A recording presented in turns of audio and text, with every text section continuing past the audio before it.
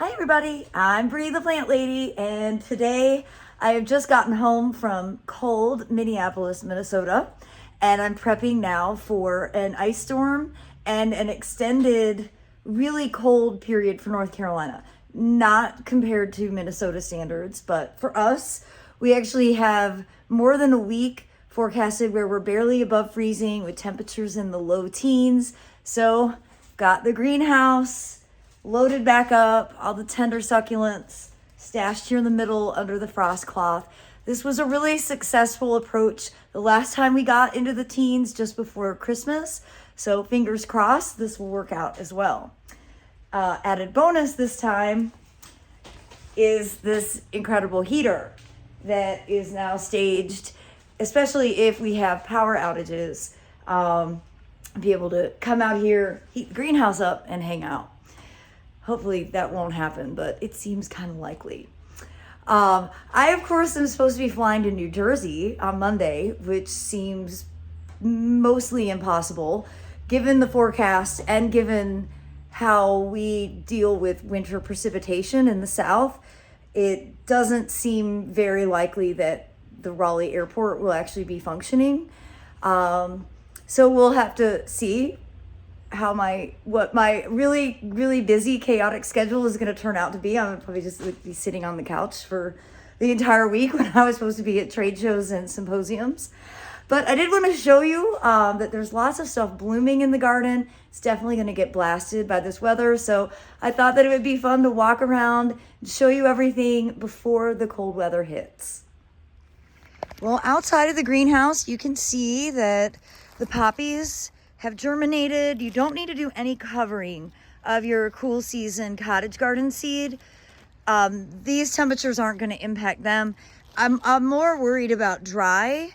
And if we were dry going into this, I would say like get outside and water. But because this event for us, at least in North Carolina, is going to start with rain, because it's 50 degrees right now, it's kind of hard to imagine the forecast that we're going to be having in 24 hours. So I'm not going to do anything, not covering anything outside. Though it's uncomfortable weather, it's not shockingly cold. So just leave your plants alone. Did want to show you, they've grown a little, and yes, they are pretty tight, but I'm not thinning. And as they keep evolving, I think you'll start to better understand why you can just let the plants kind of figure out the spacing for themselves. And as I walk over to the Blue House backyard, not a lot to really show off, although I'm really pleased with how bulky these garlics have gotten. I have not been home, so I have not gotten any weeding done. There's deer tracks everywhere. They are just everywhere. So yeah, not much has been accomplished. I've been on the computer prepping for presentations and then traveling to give presentations. But I do have hellebores in bloom, so that's kind of fun and cheerful. And I might bring some flowers in and make a floating arrangement to enjoy inside. And I see the first Tama Americanas have started to bloom, so I should probably just bring those in and enjoy them in floating arrangements as well. That's pretty exciting. And I'm definitely going to bring some Edgeworthia flowers in, because even when they're open just a little, the fragrance will fill the whole house and it'll smell like honey. And you can see there's tons of blooms on this plant, and I've got 5 or 6 other Edgeworthias in the garden, so it kind of doesn't matter if I steal some blooms to make this winter storm a little more festive inside. Well, it's definitely camellia season, and this isn't the best weather for camellia flowers, but you can see Happy. This is a Higo variety. Tons of flower buds. The deer are starting to nibble this. They had been leaving it alone, but I can see where they're eating the tips off of it. Of course they are. Lots of flowers not quite open, and hopefully these won't get too damaged, but yeah, we have 11 degrees in the forecast, so that's definitely gonna cause some trouble for your camellias if they're heavily budded.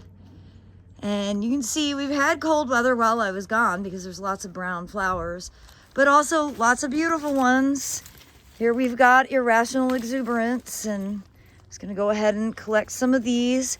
And very early this year is crimson candles, which, you know, usually this is in bloom for Valentine's Day, but, you know, we're still in the 20-something of January, and you've got open flowers on that.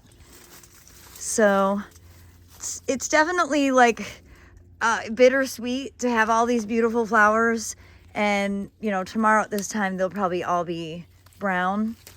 But that's winter, and that's why I hate winter. And lots more flowers over here on Liberty Bell. So I'll be able to make some really pretty flower arrangements. Well, Helena Hamamelis intermedia has started to bloom, and these are also super fragrant. So I'll bring some of these in to make a floating flower arrangement. They give great color and texture, especially to contrast with all the pink from the camellias. You can see lots of nice flowers here. I bought this a few years ago as a 1 gallon from Mr. Maple, Matt and Tim Nichols, and it's just done so well. I love it. I love witch hazel so much. I did planted it in a really dumb place, but it's okay.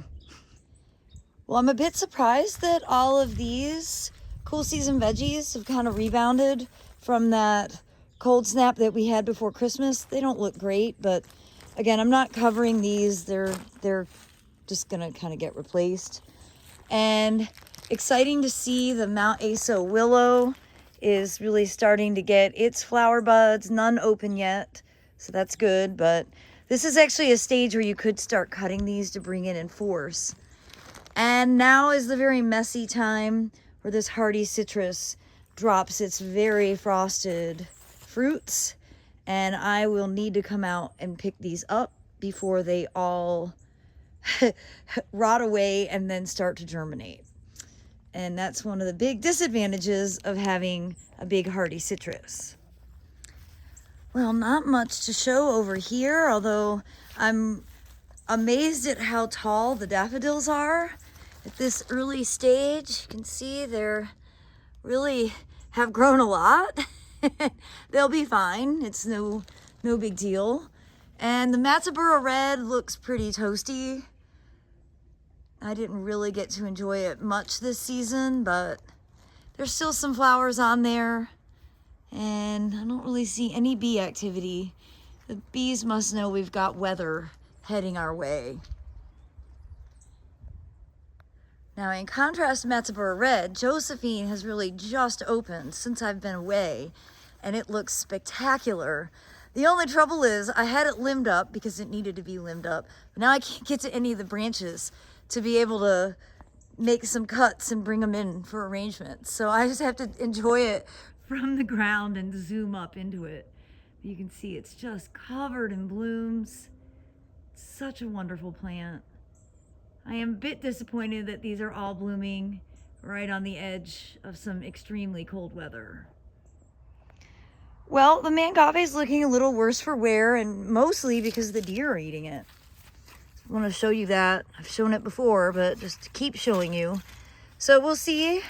You know, I don't, obviously, when the season's right, I would do some pretty hard cutbacks, but this one may have not, I may not keep it here for much longer, just because there's so much kind of dieback cold damage on it. But all the mangaves in the greenhouse look great, so there's plenty more. And obviously I have still not gotten my hellebore foliage cut down, despite having been talking about it for a month. And I've got lots of flowers here, and these are the ones that I really like to pluck off for arrangements, because these are not sterile and they set a million seed. So I'm gonna go inside and grab a bowl and do a sweep in the garden, and then I'll make some floating flower arrangements to enjoy inside. Oh, October affair. Well, you can see there is some cold damage on that, and If you bring those in to float, they rot pretty fast because they already have necrotic material on their petals, but it's so beautiful. And there are still some buds that are relatively tight, so hopefully they won't all get nipped. I would assume that you all fully understand, because I don't hide the fact that I hate winter. I hate winter. I don't like cold weather, and I don't like short days.